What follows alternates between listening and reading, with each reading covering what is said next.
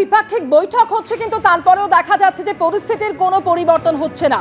হিন্দুদের উপর আক্রমণের ঘটনা ঘটছে, কিন্তু অধিকাংশ ক্ষেত্রেই সেনা প্রশাসন নীরব দর্শকের ভূমিকা পালন করছে। আর বাংলাদেশের হিন্দুদের রক্ষায় রাষ্ট্রপুঞ্জের হস্তক্ষেপ চাইলেও বাংলাদেশ সম্মিলিত সনাতনী জাগরণ জোট সন্ন্যাসী চিন্ময় কৃষ্ণ দাসের মুক্তির দাবিতে আজ বিশ্ব মানবাধিকার দিবসের নতুন কর্মসূচি ঘোষণা করা হলো। রাজশ্রী দত্তগুপ্ত এই মুহূর্তে রয়েছেন আমাদের সঙ্গে সরাসরি। রাজশ্রী, বাংলাদেশের যে ভূমিকা বারে বারে আলোচনায় উঠে আসছে যে এই আস্ফালন আসছে কোত্থেকে, পাকিস্তানের ভূমিকা এর পিছনে কতটা রয়েছে রাজশ্রী? দেখো, যখন খালেদা জিয়ার সঙ্গে পাক হাই কমিশনারের মিটিং হয়েছিল তখন থেকেই একটা জল্পনা কিন্তু ছিল, এবং যেটা মনে করা হচ্ছিল যে পাকিস্তান কি তাহলে বাংলাদেশে এখন যারা কট্টরপন্থী ইসলামিক নেতৃত্ব রয়েছে তাদেরকে ইন্ধন দিচ্ছে। পাকিস্তানের মাটিতে দাঁড়িয়ে বাংলাদেশের পাশে পাকিস্তান রয়েছে এবং বাংলাদেশের দিকে তাকালে অ্যাটম বোম ফেলে দেব এই হুমকি দিয়ে পাকিস্তানের ধর্মীয় নেতা যখন বিবৃতি দিচ্ছেন এবং সেটা প্রকাশ্যে আসছে, তখন কিন্তু সেই জল্পনা কার্যত সত্যি হচ্ছে বলে ধরে নেওয়া যায়।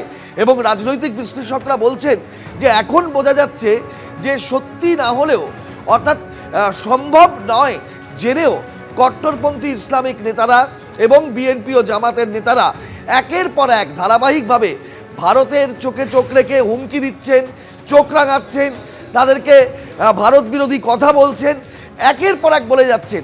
এবং এদের পেছনে পাকিস্তানের ইন্ধন রয়েছে এবং ভারত বিরোধিতার যে আবর্ত রয়েছে তার মধ্যে পাকিস্তান এখন চাইছে বাংলাদেশকে। বলছিলেন ভারত বিরোধিতার কথা, পাকিস্তানের তরফ থেকে কি বক্তব্য উঠে আসছে?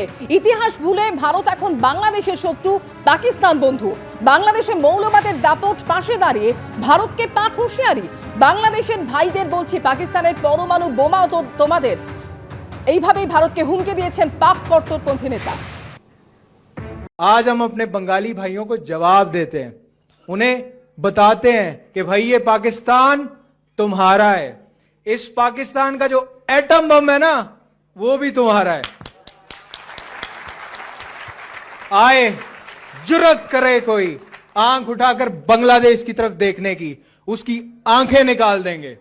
आए कोई हाथ उठाए और बांग्लादेश की तरफ हाथ उठाने की कोशिश करे, उसका बाजू तोड़ देंगे हम इंशाल्लाह अल्लाह के फजलो करम से। मैं आपको एक मुल्क का नाम नहीं लेता, खड़े हैं बांग्लादेश, बांग्लादेश, बांग्लादेश। ওই পান্ডাগুলোকে ওইভাবে কোপানো, এখন অস্ত্র হাতে নিতে হবে, সময় এসে গেছে গা। এটা আমরা বুঝতেছি না, সময় চলে যাচ্ছে কিন্তু আমরা এটা বুঝতেছি না।